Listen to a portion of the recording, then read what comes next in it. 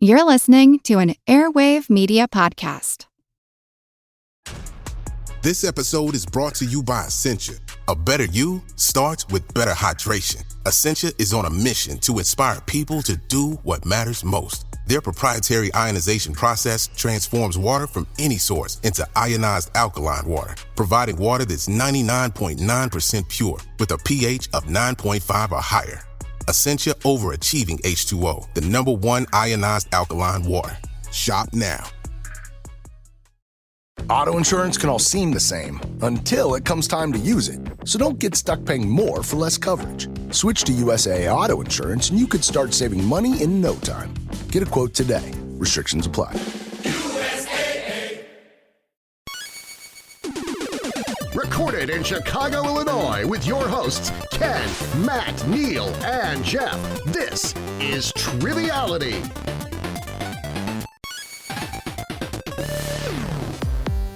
Hello and welcome to Triviality, the game where life seriousness meets a little bit of knowledge, and this is our February main feed bonus. Welcome, guys. Hello. Welcome. That explains the weird good energy. to be here. Was it weird? The cadence was a bit odd. I just drank several cups of the cacao coffee, so maybe I'm hopped up on It's a callback what is it? to Thiamine? Um, It's not caffeine. I wanted to say Theodosia, but that's from Hamilton. Theodosia makes me really hyper. Is that how it Hey goes? Theodosia, what you do to me? Anywho, we got a great bonus episode here today, partially thanks to a great guest. Yes, we're very excited to welcome a special guest in the studio. And a quick note, if this is the first time you're listening to the show, this is a bonus episode. So if you want to go to our normal episodes, which come out every Tuesday, they're about an hour, 35 questions of general knowledge trivia. You'll see all of those coming out every Tuesday. But this is a special main feed bonus because we have a special guest with a special category.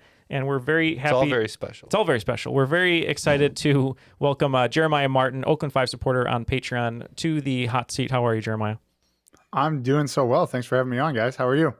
Great. Doing awesome. And we're super excited for you because you have your own podcast. You just passed 6 months. So congratulations from all of us to you. But why don't you tell us a little bit about yourself, your podcast, and what you've prepared for us today? Yeah, absolutely. So my name's Jeremiah. I live here in Chicago, so not too far from you all.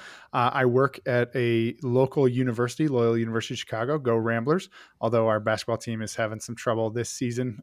We've got a lot of good fans. And yeah, my buddy Brandon and I started a podcast a little over 6 months ago called GG Level Up. We are a celebration of geek culture and a test of nerd knowledge. We really enjoy hearing about how people got into the things that they love and what those things are. So we spend some time talking to them about that. And then we write a custom trivia quiz based on the various nerd knowledge areas that they have. So whether they're well-versed in anime or really into fantasy novels or really love obscure old school video games, we do a little bit of research and write games for the things that they're really interested in and see how well they can do. And I have prepared a quiz today for all of you, actually taking some of the old questions from quizzes that I've done in the past and readapting them for you all here. So we've got a little bit of anime, some video games, some movie trivia, kind of runs the board here today. So we'll see how you all stack up against some of the people that have been on the show in the past. Very cool. So we get kind of like a sampler platter of what you could expect from the show. Yeah, exactly. When you're out to dinner and you can't decide which appetizer, this is going to be that one. Nice. It's just a little bit of everything. I like to think A of couple it of as the potato things, couple of the jalapeno poppers, Just potato skins. I used to do that at every restaurant. If they had a platter with potato skins, I would only order the platter for dinner. 2 boneless buffalo wings. 2 boneless buffalo wings. And correct us if I'm wrong. So basically, if someone listening wanted to go on your podcast, I think they fill out a Google form, right? And they say, oh, I'm a huge fan of One Piece, or I love reading One Punch Man.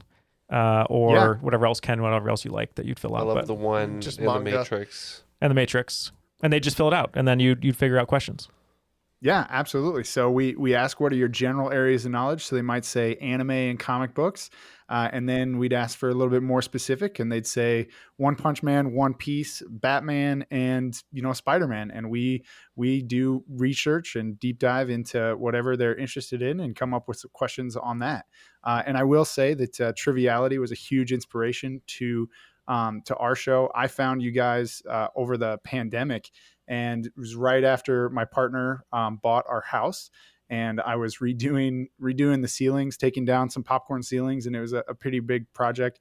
And you guys kept me laughing through the entirety of that project. I still remember listening to the Letterkenny episode the first time before I had ever even watched the show. And while my brother and sister had been pushing me to watch the show, your guys' episode really, really drove it home. And now I absolutely love that show. And Shorzy, I've seen probably 6 times through already. Well, pitter patter, let's get at her. There you go. If you're ready to go. We do want to say for the record that we emailed Jeremiah and said our specialty is popcorn ceilings. So all the questions today are going to be about popcorn ceilings.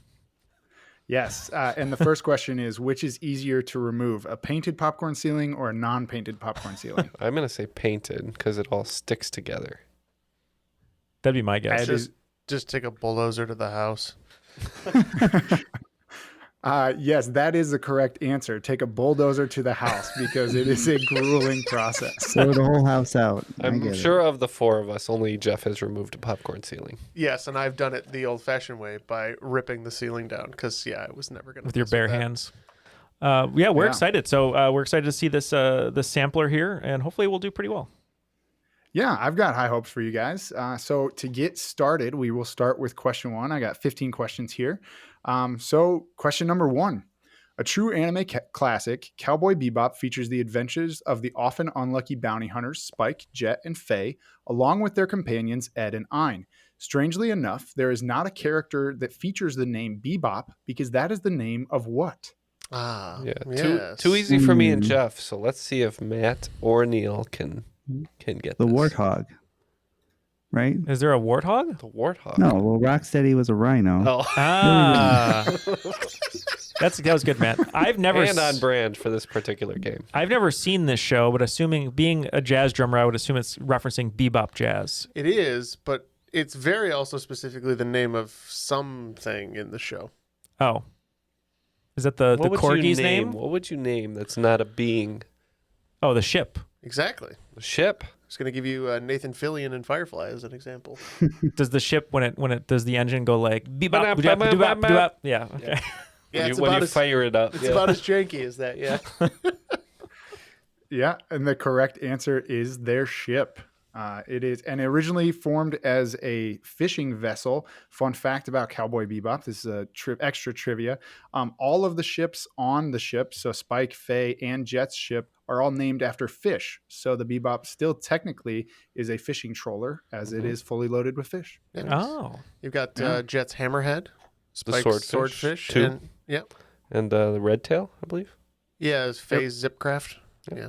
Yeah, the red tail. Yeah, you guys definitely know your Bebop. All right, well, question number 2. This is a mix of a geek and a sports question here. Well, a university question, I guess. While walking around the streets of Chicago, you may get a lot of Gryffindor vibes thanks to Loyola University's maroon and gold colors. However, if you are walking around Iowa City, you may think you are in the common room of which other Hogwarts house? Mm-hmm. Double trouble. So, Matt, do you want to handle the sports portion of this? What are we looking for? The color of Iowa City's school.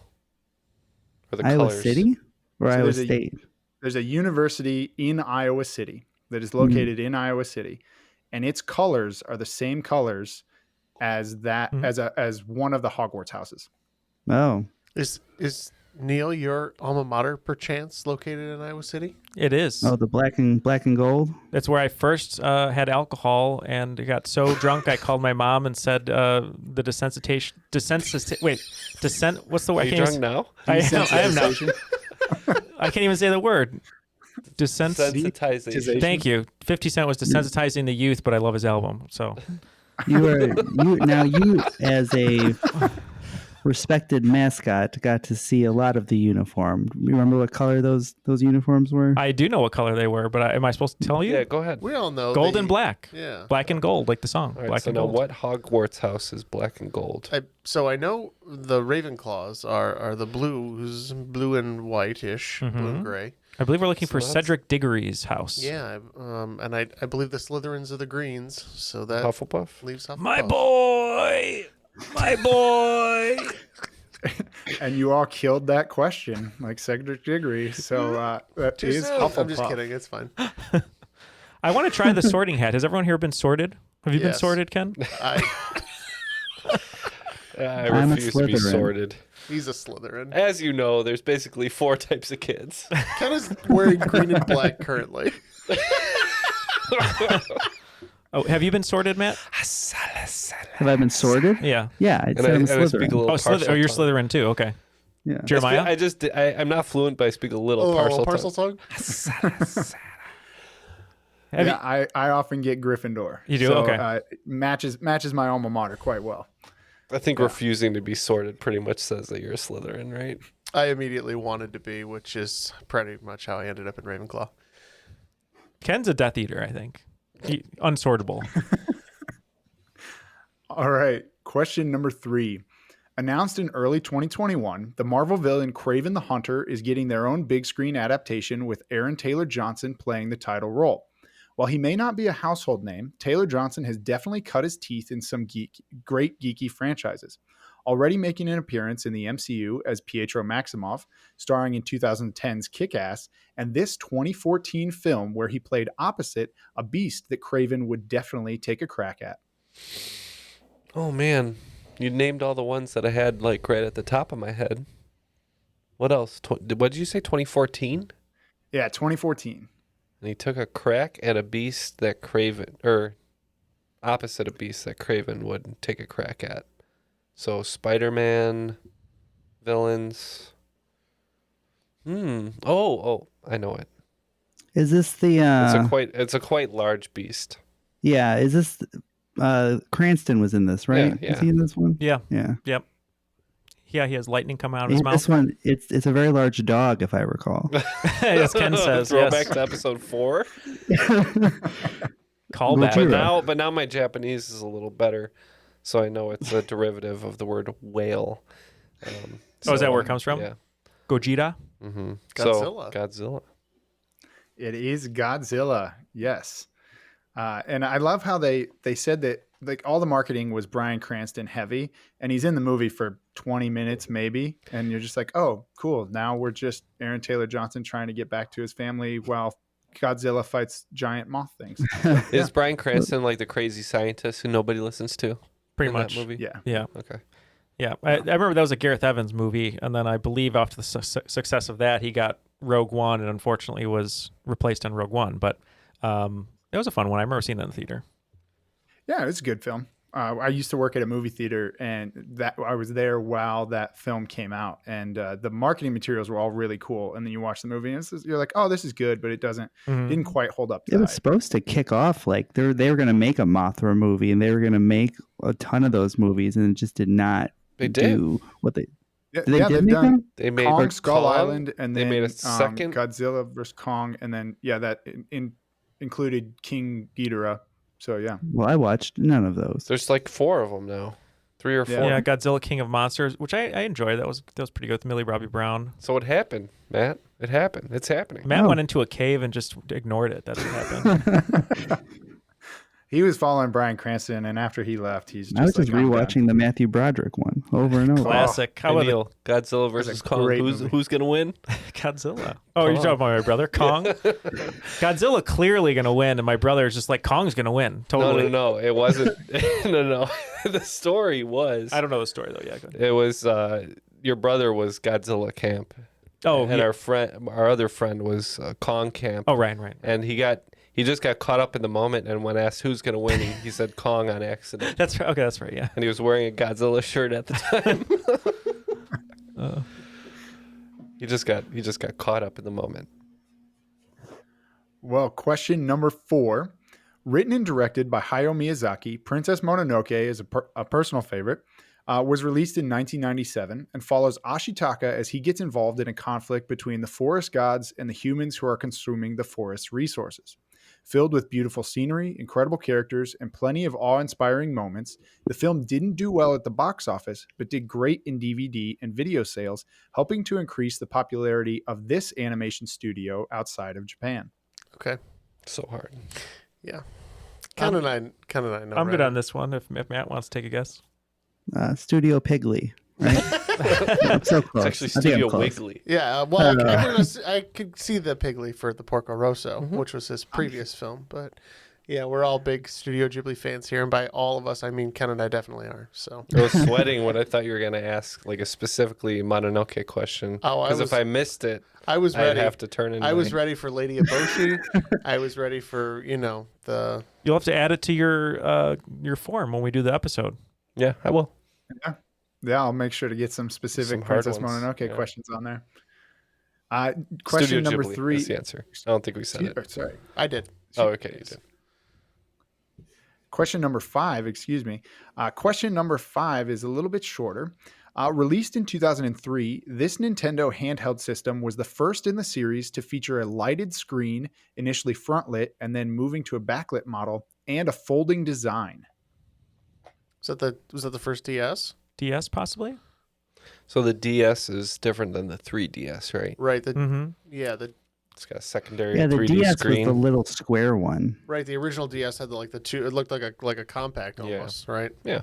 So I think It was a the Polly DS would be our answer. Okay, well, this was released prior to the DS. This featured only one screen, and it was the Game Boy Advance SP. Forgot. And Hand the over little that square XLP, Game Boy. bro. Sorry, that was a Domino's reference, but that's my one of my favorite A commercials of all Domino's time. reference. Yeah. Don't hear a lot of those. If anyone has seen the XLP commercial for Domino's, please let me know because it was always great. And we specifically ordered the XLP just so we'd have the guy say, we could say, hand over that XLP, bro. And they did not appreciate They did not like it. Yeah, every time. Like, oh, again? It's like, oh, we know Neal's calling. They screen your phone number, and it's like, yeah, we'll let that. They must really want that It's pizza Neal. if they call twice. Spit on this one. Has that actually, just a little quick aside here, but has that happened to anyone before where now with caller ID, I've called places before thinking that I was anonymous to ask a question, and all of a sudden they're like, oh, hi, Neal. And it freaked me out. Well, when I call the local Chinese restaurant and I give them my very specific and always the same order, just they sigh. go, okay, for Ken. I'm like, yes. I had something similar happen. There was a Thai restaurant that was right next to the movie theater that I worked in, and I didn't even have to walk in the door. I would just stick my head to the window and wave, and they would start making my order. And in 10 minutes, they would walk it over to the movie theater, and they knew exactly what I wanted. Oh, That's great. I like that. I was I like when that very much. Yeah, my previous job, I used to walk over to a deli every day, and they as soon as they saw the phone number, they're like, "Yeah, we got your order." I We'll see just you in brought 10." out the 5-pound slab of salami. No, they brought had it a very good turkey sandwich with a key lime mayo that they made in the house. Was this a deli named after a hockey stick vigilante? No. Okay. Okay. Shall we continue? Question number 6. Stranger Things and D&D have gone hand in hand since the show opened with the characters wrapping up a 9-hour campaign as they faced off against the Demogorgon. Even outside of their game, Will, Dustin, Lucas, and Mike take their party composition seriously and assign classes to each new member. When Max makes the argument to join the party, what class does she say that she is? Well, I am not Stranger Things versed, but I can help with the D&D portion. I'm trying to remember. That was probably season 2, so it's been a long time. But for some reason, I'm vaguely remembering her having like a wizard outfit, or maybe that was Will. Maybe Will was like the Merlin. Maybe scratch that. I think Will was the wizard. Do you need some classes thrown at you? I don't know if it'll help, honestly. She kind of feels like a rogue. Who is Max? Max is the redheaded girl. Yeah, she like moved to the town. I'll give you guys a hint Road if you want. skateboards. Sure, we'll take one. It is not a traditional class. So this is something that she says. This is kind of her own made up class. So you kind of have to know the show to get this one. I'm out. I don't remember. Yeah. I don't recall that one. badass ass kicker goblin. Yeah. So she rides around on a skateboard all the time, and she says that she would be a zoomer. She would go fast, which she then demonstrates at the end of the season, driving her brother's car ridiculously fast, having one person work the pedals and the other person work the steering wheel. Got to go fast. Is that Billy?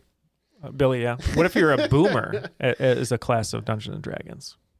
If you are a boomer in Dungeons and Dragons, you probably wouldn't play. You're really into the satanic panic, and you're going to say some potentially uncouth things while sitting at the table. I thought if you were one of the cool boomers, you were still playing version 1.0. Yeah, AD&D. There we go. You collapse the economy of your local hamlet. More of a Thor. Anyways. But... The old trickle-down campaign. Question number 7 is a Lord of the Rings question. In the Battle of Barad-dûr, King Elendil broke his sword while fighting Sauron, and his son Isildur would take up the broken blade to cut the one ring from Sauron's finger. The shards of this blade would later be reforged into a blade that was presented to Aragorn as he went to reclaim the throne of Gondor and fight for the free peoples of Middle-earth. Tell me the names of both of these blades for the points. Anybody? No. Wesley Snipes. I would get there. Mahershala Ali. About it for a while. 2 blades. Barad-dûr. Barad-dûr. The Battle of Barad-dûr. Narsil That's one. is one. And the other one is... Narsil is the original one, right? Yeah. Yeah, and then it's reforged into... Starts with an A. Acai bowl ingredient or Lord of the Rings blade? It's pretty funny. Starts with an A. Why am I not remembering this offhand? Anduril. Oh, Anduril. Yeah. Yes, Narsil and Anduril. Anduril. All right, so going into a couple more general questions. Question number 8. Once a niche and frowned upon hobby, the video game market is now worth more than movies and music industries combined. Grand Theft Auto 5 and EA's Tetris have both broken the astonishing 100 million copies sold benchmark. However, only one game has done the even more impressive feat of breaking 230 million copies sold and is the best-selling video game of all time. What is this game? Hey, Ken, do you want to talk about Roblox? Roblox? Do you think it is? No, I think I know what it is. Yeah. It's Minecraft. I think it's isn't Minecraft. it? Minecraft? Yeah. Because it's on every system. It's on phones. It's on computers, and I think it's mostly free or cheap or whatever. I think, and then it's microtransactions. So I remember a while back hearing that it was like bigger than anything else, and I was astonished to learn how much bigger. So Okay. I think it's Minecraft. Let's say it. And the answer is Minecraft. Yeah, selling more than double the runner-up. It is. You're exactly correct, Matt. It is on every single platform. You can pick up a copy for $20. There's several different iterations. It's everywhere. I've also seen a wonderful a wonderful meme that says that in 1920, children were removed from the mines. Child labor laws were passed and children were removed from the mines. And in 2020, the best-selling video game was Minecraft. And so clearly the children just yearn for the mines. It's good. All right. Question number 9. Drawing inspiration from all over the place, the Pokemon can either be very creative, like how Hitmonlee and Hitmonchan are based on real-life martial artists, to things a bit more on the nose, like Mankey being based off of a monkey. Some inspirations hit a little too close to home, like this member of the original 151, whose appearance and gluttony were directly inspired by Game Freak programmer Koji Nishino. Well, Lickitung is definitely not inspired by DJ Khaled, correct? Definitely not. No. Definitely not. It might be inspired by What Michael about Gene Douglas. Simmons? Maybe not. Or Gene Simmons, yeah. So a gluttonous Pokemon. It was probably lazy and tired. And what was the name? Orson Welles? No. Slowpoke? Oh, Slowpoke. That could be. I think it's Snorlax. I think he is a very Snorlax. gluttonous, large Pokemon. Does he eat a lot? As He's well as always sleep a lot? eating. Okay. I know he sleeps a lot. I know Matt is nothing of Pokemon. the resident Pokemon master, so we can default with Snorlax. Yeah. And the answer is Snorlax. Yeah. Wow. Yeah, and the gentleman still works at Game Freak, Koji Nishino. And if you pull up a picture of him, it looks like Snorlax. I don't know whether he's super happy or a little hurt about the fact that they put him in the game, but yeah, he's there forever. They told him like, "Hey, we put you in the game." He's like, "Oh, that's awesome. Let me see." It's like So you're funny. a big fat slob that never stops eating. It's not even that big. So rude. No, he's by Japanese standards, Yeah. maybe, but Not for And Matt, not American. speaking of standards. Pokemon, over on our Discord, which we love listeners and fans to go check out, you do a lot of Pokemon raids or whatever you call it over there, right? Yeah, we're still playing Pokemon Go. 6 years running. Awesome. Great. That's a game that I tried out for the first weekend, and then I still have several friends that play, but I haven't stuck with that one. So that's awesome to hear that you're still playing. But this brings us to question 10, so 2/3 of the way through the quiz. Science fiction fans have a lot of incredible television shows to get invested in. From Stargate to Doctor Who, Star Trek to Westworld, the sci-fi genre is filled with incredible characters and stories.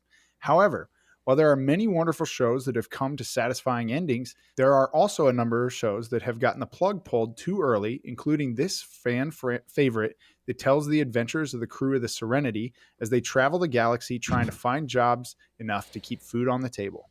May or may not have said This guy again. earlier. Take my load, take my land, take me where I cannot stand, Jeff. That's right. Firefly. Yeah. Owl City. Firefly.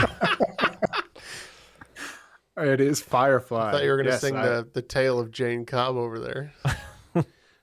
So I just looked up this Koji Nishino guy again, Yup. and We're his back. nickname was Kirby, and the character of Kirby was also based on him. So everything they loved. This man ate so much at the office that they named 2 gluttonous characters after him.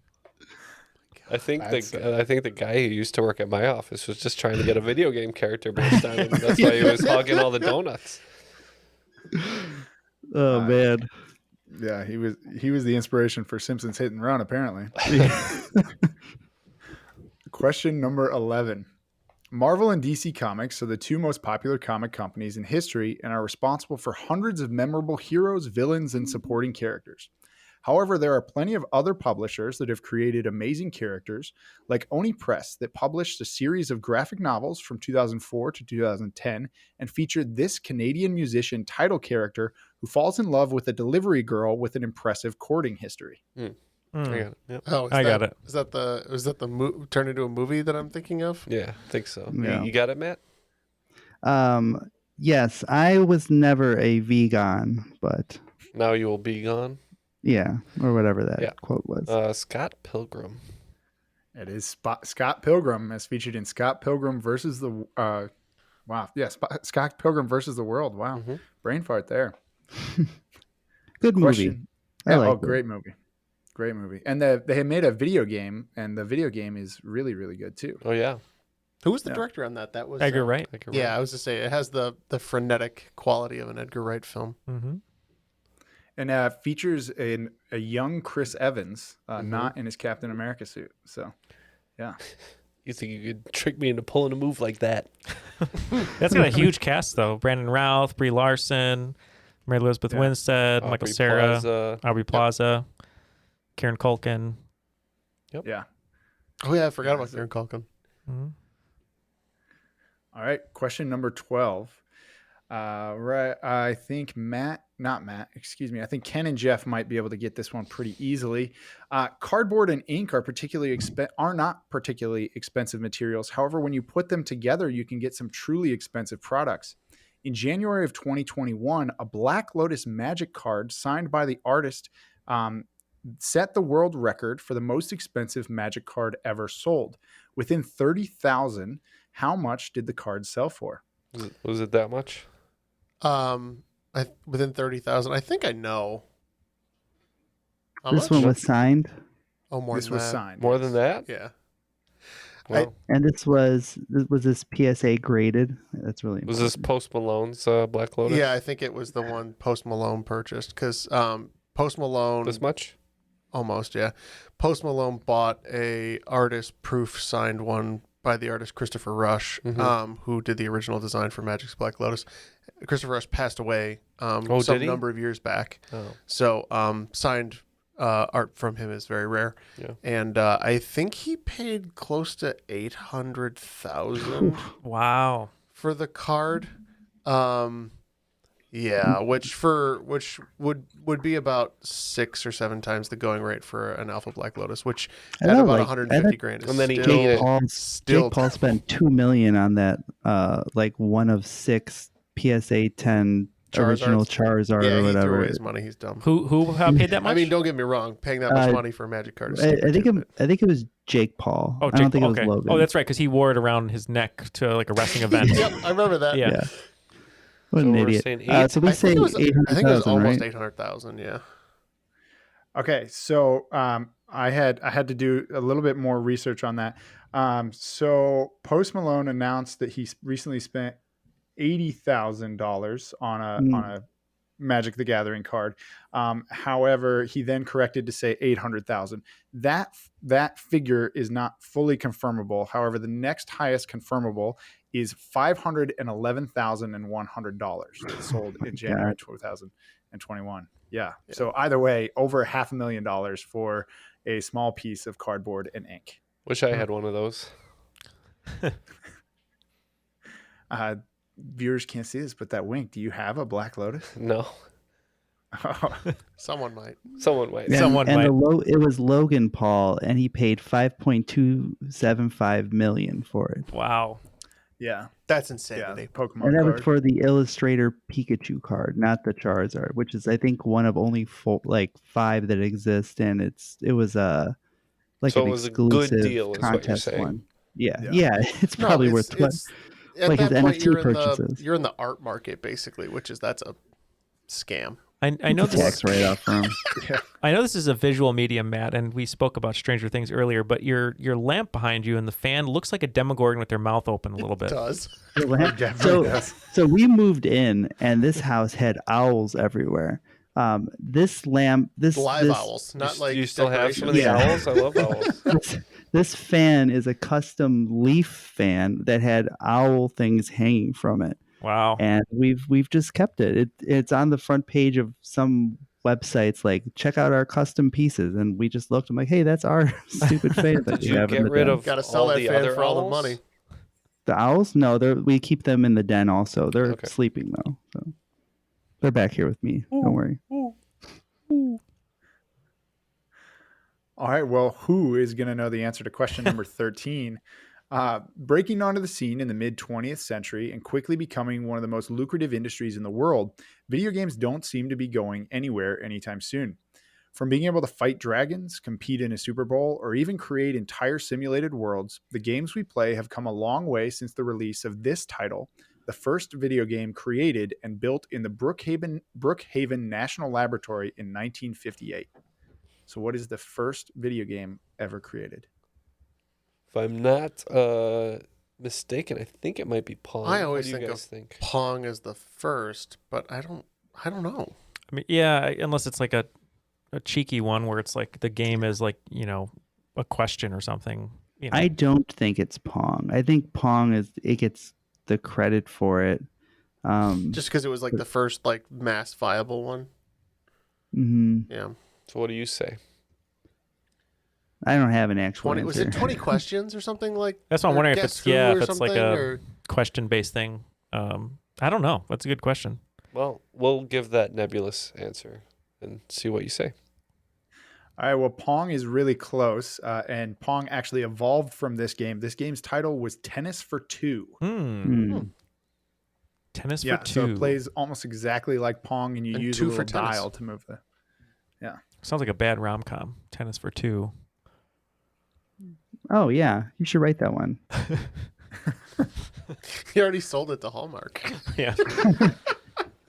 Jerry missed his date and ended up at a tennis court. Serena is a tennis instructor. But Jerry works. It for could be big about like an tennis aging racket. tennis pro, and it could be called 45 Love. Yeah. No, I was that's going to say that love is an ace. Can I get Jerry O'Connell as the aging tennis pro? And who do you want as your Should she Jennifer be Love female Hewitt, Bradley obviously. Young? Yeah, Let's move on. yeah, 45. Love. All right. Only 2 questions left in the quiz. We are coming back to Firefly on this one. Written and created by Joss Whedon, the 2002 space western Firefly faced challenges from the beginning, with the show being broadcast out of order and the show even being canceled after 11 of the 14 episodes had aired. Regardless of the challenges, Firefly has an incredibly passionate fan base that likes to call themselves the Browncoats after the uniforms for the soldiers of the independent planets who faced off against the Purple Bellies of the Union of Allied Planets. Sharp-eyed fans might start to bug out a little bit when they notice that the armor used by the Purple Bellies is actually just repainted suits of armor featured in this 1997 NPH sci-fi film. I know. I know that one then. I would have loved to see if Neal could have gotten this one without the NPH and the year. No, I have no idea. 'Cause I don't even remember those costumes. Was 1987 the year for Starship Troopers? Yes. Am I on to the correct answer, perchance? Yes. I did not know this. Yeah. It is Starship Troopers. Notable on the train episode. Oh, Because okay. all the soldiers are in that train. Right, So right. I've never seen Starship Troopers, so Great movie. well, it needs you to watch it. does it? Yeah, Maybe I'll and get that fun joke fact, if I ever watch it. that armor was featured in several projects. You can see it come up. I don't remember the other big one, but there's 4 movies that it was featured in.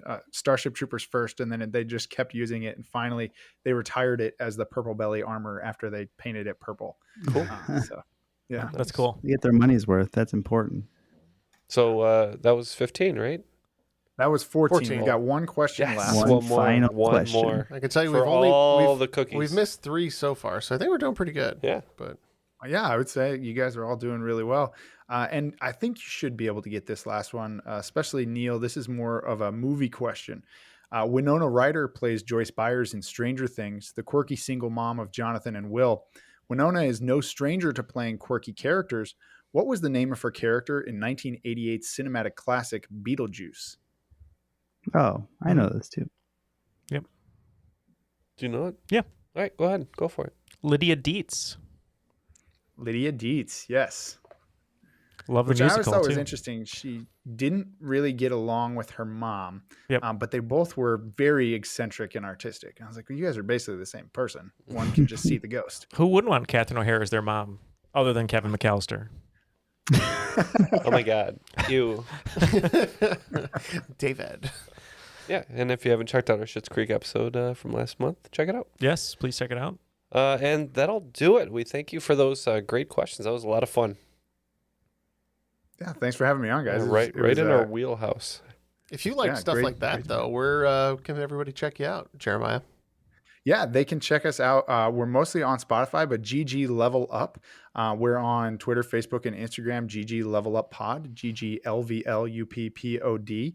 And we, like I said, we are a celebration of geek culture and a test of nerd knowledge. So if you ever want to see how well you know some of your favorite franchises and properties, head over to our Instagram. And we've got links to our Google form where you can fill that out and be on the show.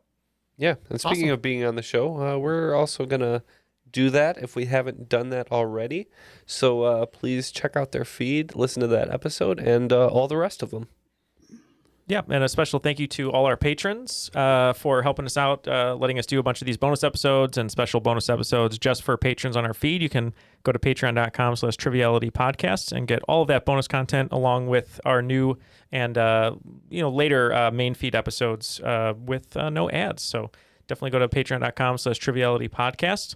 And we're excited to check out your show, Jeremiah, and anything else, everyone? Just thanks to Airwave, as always. Yep. Thank you to Airwave Media for just helping us be on their wonderful network. There's so many other great shows there over at airwavemedia.com that you can check out. And Ken, there's a lot of new ones actually they've added, but are there any that people should check out? Sure. Let's check out Fork in the Road, History Uncovered, and Legends of the Old West. I'm interested in Pulse of the Planet. I'd like to see what that's all about. I'm sure Neal is interested in the labors of Hercule. I will be checking that one out as a big fan of Agatha Christie. So, well, that'll do it for today. We thank all these chums in the studio, Neal, Jeff, Matt, coming in online for us, and Jeremiah, of course. I am Ken, and that was Triviality.